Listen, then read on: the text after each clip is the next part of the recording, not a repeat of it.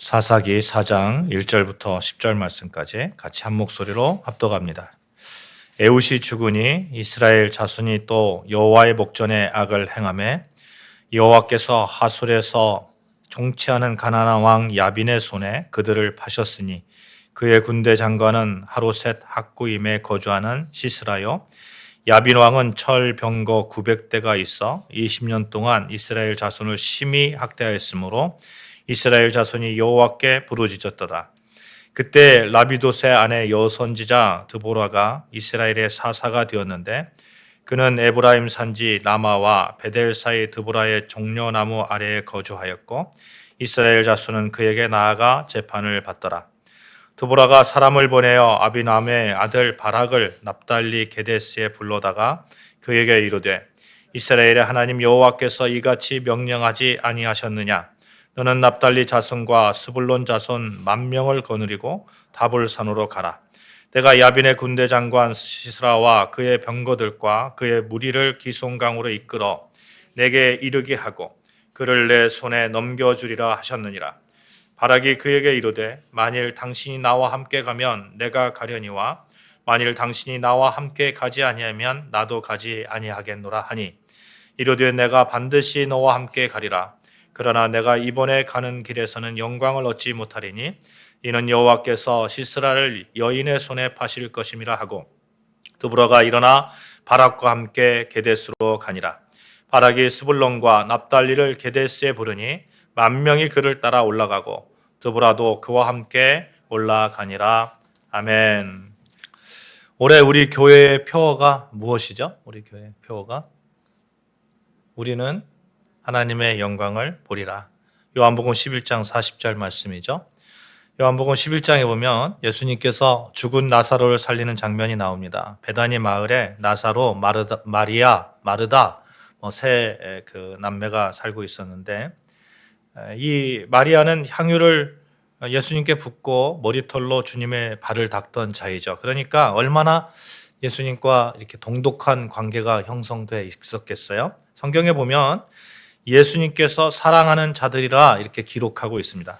한 사람만 사랑하는 게 아니라 그 가족 전체를, 남매를 다 사랑했던 것이죠. 그런 사랑하는 자였던 나사로가 병들어 죽게 되었습니다. 마르다와 마리아가 사람을 보내서 예수님 빨리 오셔서 좀 이 병을 좀 치유해 주세요 이렇게 얘기하는데도 예수님은 그건 죽을 병이 아니야 이렇게 말씀하시면서 가지 않죠. 좀 늦게 갑니다. 근데 이 나사로가 죽어버린 거예요. 예수님이 뒤늦게 그곳에 왔을 때는 얼마나 이 마리아와 마르다가 원망과 절망 가운데 있었겠습니까? 좀 일찍 와서 오라비를 살려주지 다 죽은 뒤에 와가지고 이거 어떻게 하라는 말인가 이런 생각도 있었을 거예요. 이런 절망에 빠져 있는 마르다와 마리아를 예수님께서 위로하시고 나사로의 무덤에 가자고 하시죠. 이 말을 들은 마르다가 이렇게 이야기를 합니다. 예수님, 죽은 지가 나흘이나 되어서 이제 썩어서 냄새가 납니다. 이렇게 말을 하죠. 한마디로 예수님 가봤자 소용이 없다는 거예요. 왜 좀 일찍 오지 그러셨냐 하는 그런 원망입니다. 이때 예수님께서 하신 말씀이에요. 내 말이 내가 믿으면 하나님의 영광을 보리라 하지 아니하였느냐. 믿으면 하나님의 영광을 본다는 것입니다. 믿으면 죽은 자도 살리는 예수님의 능력이 삶 가운데 펼쳐진다는 것이죠. 실제로 예수님께서 무덤에 가셔서 누워있는 나사로에게 명령하시죠. 나사로야 나오너라. 나사로야 나오너라.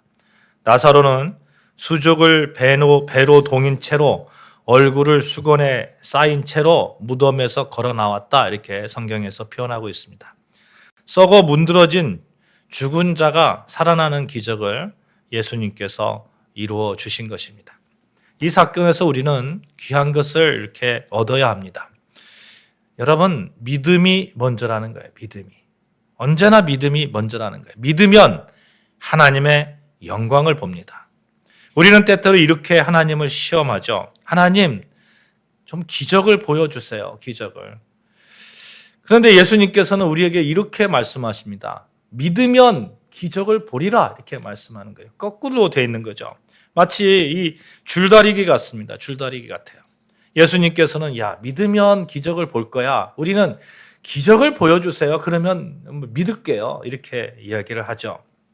여러분, 우리는 그리스도인입니다. 어떤 자세를 취해야 할까요? 믿음의 사람으로, 예수님의 제자로, 그리스도인으로 우리가 취해야 되는 그런 자세는 분명합니다. 믿음이 먼저라는 거예요. 믿음이. 환경을 변화시켜 주세요. 그러면 믿을게요. 이렇게 말하는 것이 아니라 환경을 바꾸어 달라고 하기 전에, 능력을 달라고 하기 전에 우리에게 주님 믿음을 더하여 주시옵소서. 나에게 믿음을 더하여 주시옵소서. 성령님의 도우심으로 믿음의 부유함을 누리게 하여 주시옵소서. 이것이 우리의 기도가 되어야 됩니다. 그러면 기적이 일어납니다. 에훗이 죽은 후에 이스라엘 백성들이 또 여호와의 앞에서 악을 행합니다. 그러니까 하나님께서 가나안 왕 야빈의 손에 이스라엘 자손을 파셨다고 표현합니다. 파셨다고. 그냥 넘겨줘 버린 거예요. 야빈 왕은 철병거 900대가 있어서 20년 동안 이스라엘 자손을 심하게 학대했습니다. 다시 이스라엘 백성들이 하나님께 부르짖었겠죠. 하나님 살려주세요. 살려주세요. 이때 하나님께서 들어 쓰신 인물이 라비돗의 아내 여선지자 드보라입니다. 이 드보라가 가나안 왕 야빈을 진멸하고 나서 부른 노래가 5장의 내용인데 우리 5장 8절 말씀 같이 한번 봉독하겠습니다.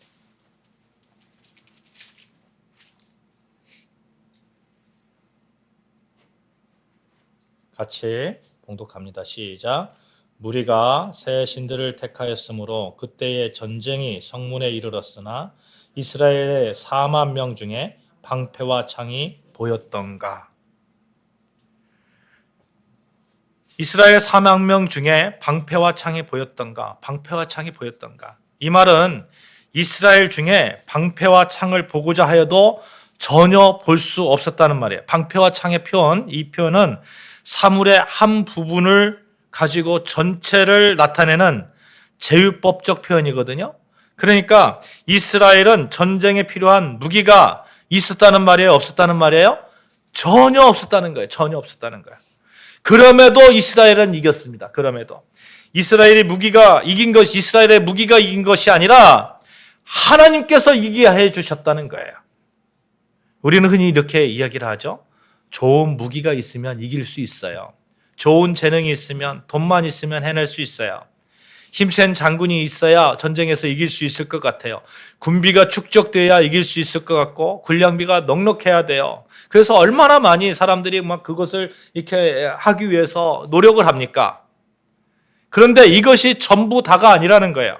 제일 중요한 게 무엇인가? 믿음이 있느냐 없느냐, 하나님이 계시느냐 안 계시느냐, 하나님이 내 편이냐 아니냐의 문제라는 거예요. 여러분, 사사기의 싸움은 성전, 거룩한 전쟁입니다. 이 거룩한 전쟁에서 믿음이 있느냐 없느냐의 싸움이었어요. 늘 보면 그렇습니다.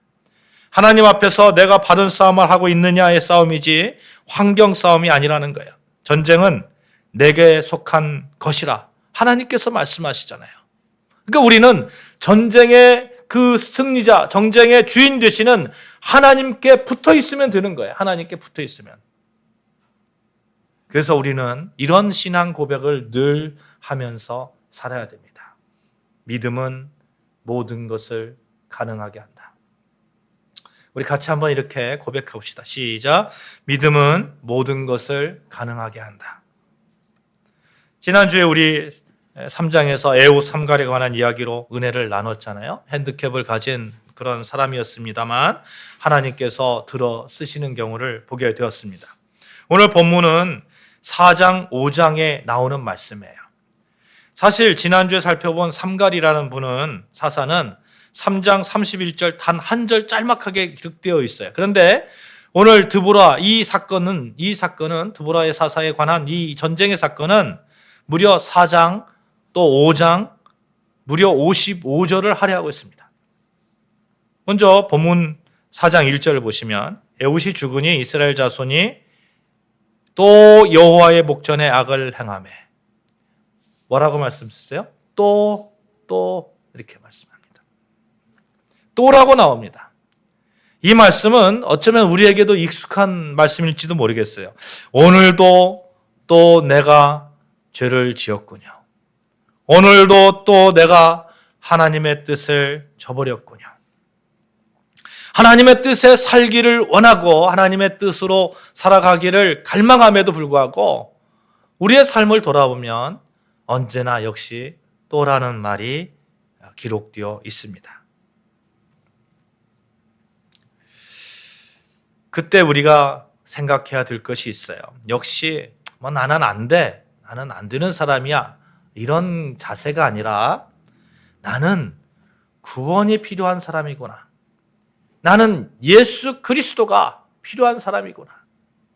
예수 그리스도를 통해서 이 또라는 나의 잘못, 이것을 완전히 역전시킬 수밖에 없구나.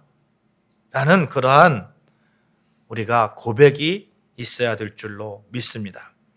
이스라엘 백성들이 죄를 지을 때, 이스라엘 백성들이 아까운데 있을 때에 외부적인 고통과 고난이 오게 되었습니다. 하나님께서 허락하신 것이죠.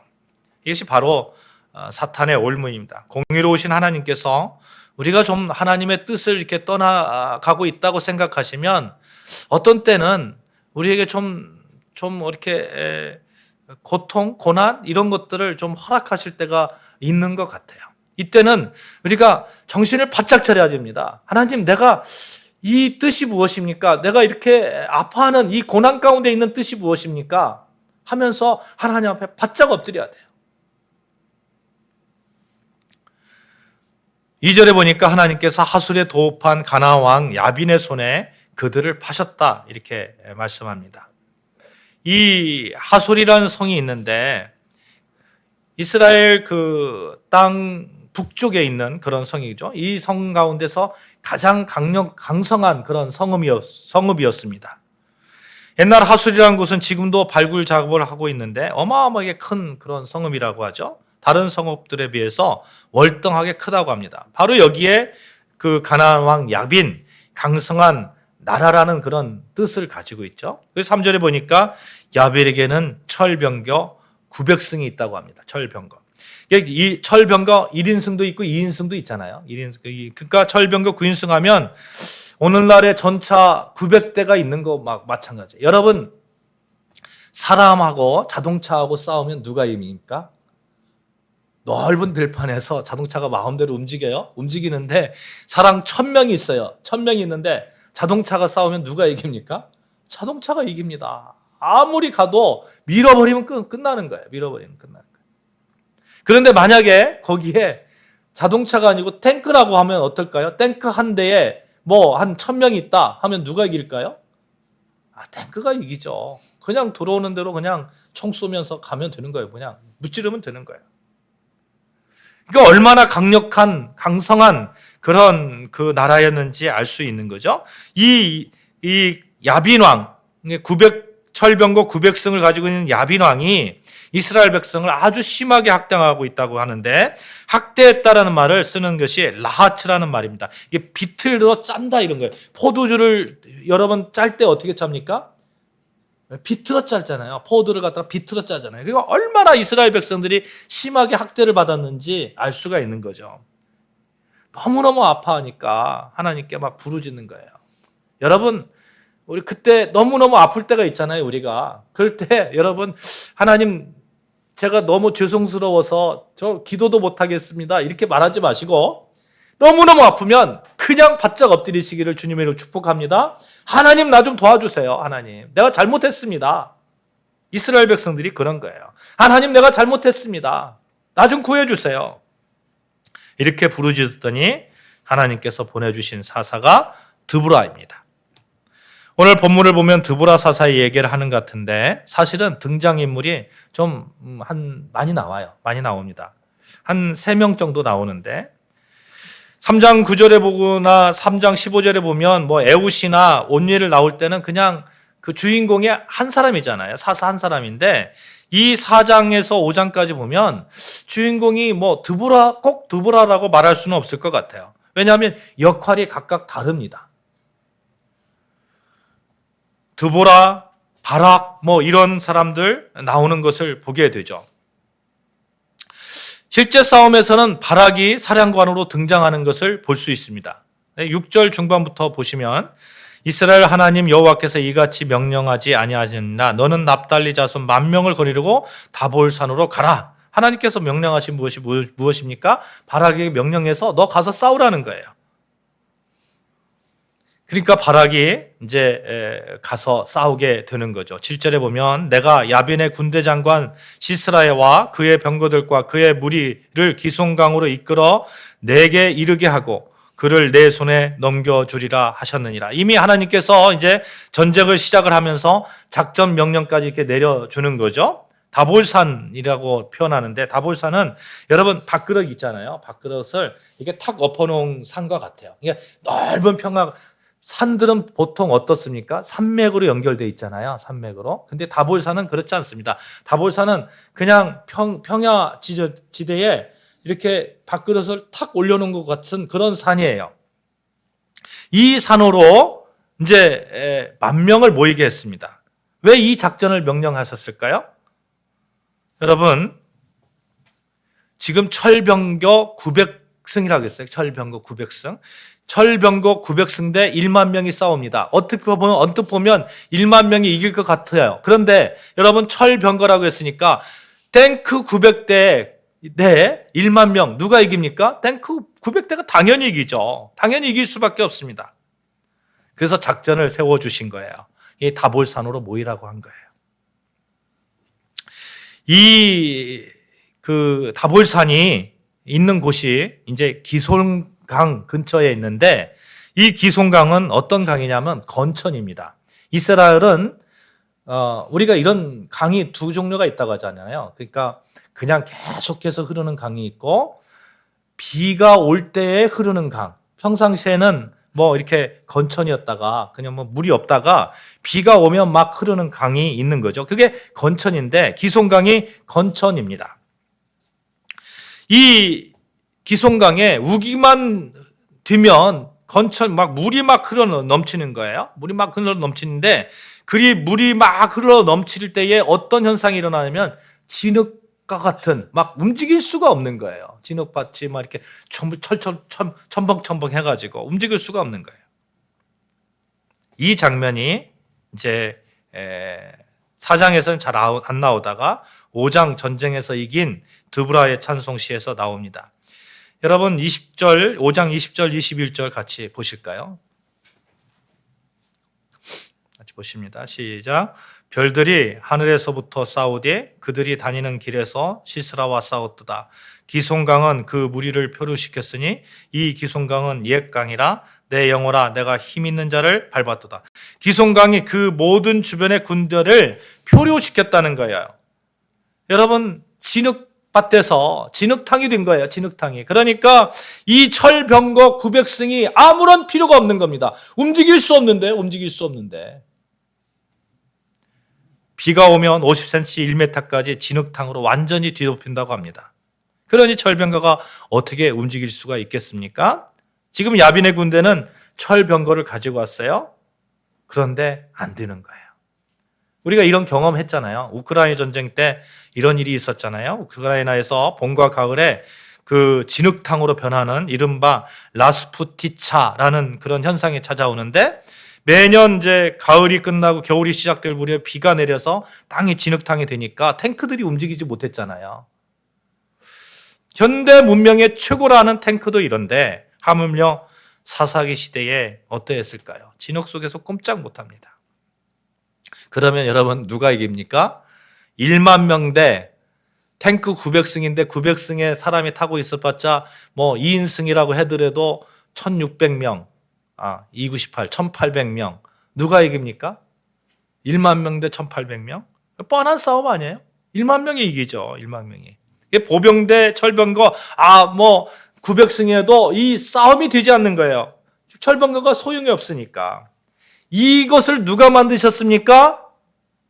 하나님이 만드신 거예요. 하나님이. 처음에는 전혀 이길 전쟁이 아닙니다. 이길 전쟁이 아님에도 불구하고 하나님이 명령하시니까 납달리와 스불론의 1만 명이 다볼산으로 올라가서 진치고 있는 것이고, 또 병거에 그런 피해가 입히는 것이고, 거기에서 하나님께서 승리케 하게 된 것이죠. 보병 1만 명 대 보병 1,800명. 분명한 싸움이었습니다. 여러분, 우리는 이렇게 고백해야 될 줄로 믿습니다. 환경이 아무리 척박해도 하나님이 변화시켜 주십니다. 믿으시면 아멘 하십시다. 아멘. 하나님이 변화시켜 주는 거예요. 우리는 믿음으로 하나님 말씀 앞에 서면 하나님이 상황을 변화시켜 줍니다. 이 믿음을 굳게 가지고 우리가 살아야 될 줄로 믿습니다. 4장 17절 보십시다. 4장 17절.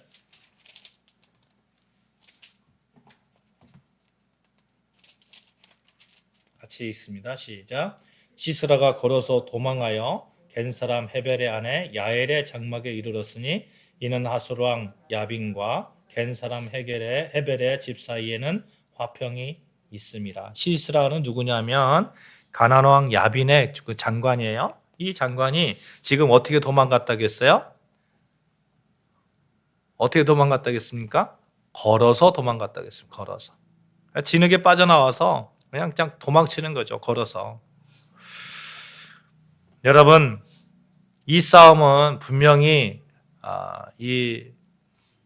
야빈이, 가나안 왕 야빈이 이겨야 되는 싸움인데, 하나님께서 이스라엘 백성을 정말 사랑하셔서 이스라엘 백성이 이기게 한 그런 하나님의 역사, 하나님께서 도우심의 그런 전쟁이었고, 그래서 승리했음을 우리가 믿습니다. 아멘. 그래서 우리도 이런 생각을 해야 되는 거예요. 어떠한 환경이나 어떠한 내 앞에 있는 적들로부터 내가 굉장히 불리한 상황이 있다 할지라도, 이건 안 되는 싸움이라 할지라도 하나님께서 도와주시면 이긴다. 하나님께서 도와주시면 할 수 있다. 이런 믿음이 먼저야 된다 하는 것입니다. 사랑하는 여러분, 이 믿음을 가지시기를 주님의 이름으로 축복합니다. 아멘. 오늘 본문을 읽다 보면 한 가지 중요한 것을 발견하게 되는데, 서두에서 잠깐 언급했습니다만 그 드보라라는 그 여사사만 들어쓰신 것이 아니에요. 드보라, 바락, 또 야엘 주인공이 이렇게 나오는데, 여러분, 하나님은 이 팀을 구성해서 이렇게 사용하시는 경우를 종종 보게 됩니다. 여러분과 저는 우리 아름다운 교회 안에 한 팀이라고 저는 굳게 믿습니다. 우리를 들어서 하나님께서는 정말 하나님의 역사를 만들어 가시고 하나님의 뜻을 이루어 가시고 또 하나님께서 승리케 하시고 우리 팀을 통해서 정말 하나님의 예수 그리스도의 복음이 세상 망방곡곡에 전해질 줄로 믿습니다. 여러분, 먼저 드보라라는 사람을 한번 보자고요. 드보라라는 사람은 여성이잖아요. 여성, 사회적으로 굉장히 인정받지 못한 시대의 사람입니다. 그럼에도 불구하고 하나님께서는 들어 사용하셨습니다. 여기서 우리는 하나님이 주는 메시지를 우리가 간직해야 돼요. 드보라처럼 우리들도 사회적, 관습적 인식에 얽매이지 말고 한계를 극복하며 우리는 살아갈 수 있다. 하나님께서 해주시면 할 수 있다 하는 그런 믿음의 소유자가 되시기를 주님의 이름으로 축복합니다. 아멘. 안 된다는 게 아니에요. 우리는 할 수 있습니다. 어떤 사람은 나이가 많다고 포기합니다. 그러나 이제 100세 시대라고 하죠. 갈렙이 85세에 헤브론을 취했다 이렇게 얘기하는데, 제가 어렸을 때만 해도 목사님들이 설교할 때에 갈렙이 그 늙은 나이에 85세에 헤브론을 취했다 이렇게 말씀하셨어요. 이렇게 그게 너무너무 감동이 되었습니다. 그 늙은 나이에도 할 수 있다는 거. 그러면서 나는 그때까지 살 수 있을까? 이런 생각. 요즘 여러분 어떻습니까? 여러분 주위 한번 보십시오. 좀 연세가 드셨다고 하시는 분들은 90살, 100살입니다. 85세는 그냥 뛰어다녀요. 여러분, 그래서 우리는 늘 우리가 가지고 있는 한계를 극복하고 한계 속에 나를 가두어 두어서는 안 됩니다. 한계가 언제 깨질지 모르는 거예요. 하나님이 도와주시면 그 모든 한계가 깨어질 줄로 믿습니다. 아멘. 바락을 한번 보자고요. 바락이라는 사람은 야빈의 군대 장관 시스라와 그 군대를 물찌르기 위해서 드보라가 이 바락을 불러서 사용하는 것을 보게 되는데, 하나님께서 명령하셨다고, 너는 1만 명의 병사를 이끌고 야빈의 군대 장관 시스라와 싸우라고 이렇게 드보라가 이야기하죠. 그때 바락이 한 분명한 대답이 있습니다. 한번 여러분 보십시오. 4장 8절 한번 보실까요? 4장 8절.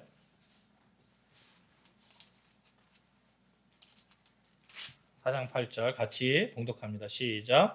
바락이 그에게 이르되 만일 당신이 나와 함께 가면 내가 가려니와 만일 당신이 나와 함께 가지 아니하면 나도 가지 아니하겠노라 하니. 여러분, 바락을 통해서 여러분 이 사실을 분명하게 기억하시기를 바랍니다. 하나님이 함께 하시면 할 수 있는 거예요.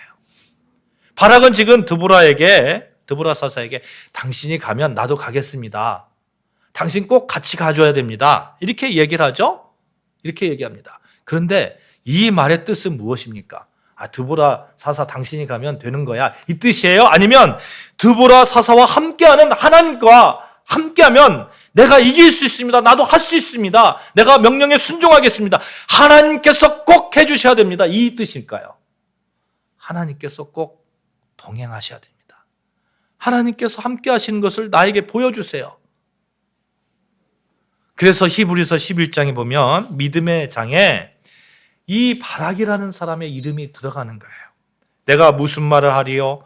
기드온, 바락, 삼손, 입다와 다윗과 사무엘과 및 선지자들의 일을 말하려면 내게 시간이 부족하도다. 기드온 누구요? 바락이 들어가는 거예요. 바락이. 사랑하는 여러분, 하나님께서 함께 하시면 언제나 우리는 승리할 수 있다는 그런 믿음의 소유자가 되시기를 주님의 이름으로 축복합니다.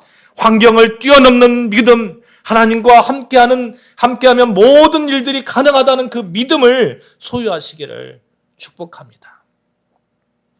다음은 야엘이라는 여인이 등장하죠. 야엘은 본문은 드보라와 바락 위에 또 다른 한 사람을 소개하고 있는데, 야엘이라는 여인입니다. 가나안 야빈과의 전쟁을 끝내는데 아주 결정적인 공헌을 한 사람이에요. 믿음으로 전진하는 바락의 믿음을 보신 하나님께서 시스라의 군대를 공격하여서 시스라의 모든 병사를 진멸시켰죠. 이제 시스라가 도망했어요. 도망해서 헤벨이라는 사람의 집에 갔는데 야빈 왕과 사이가 좋은 사람이에요.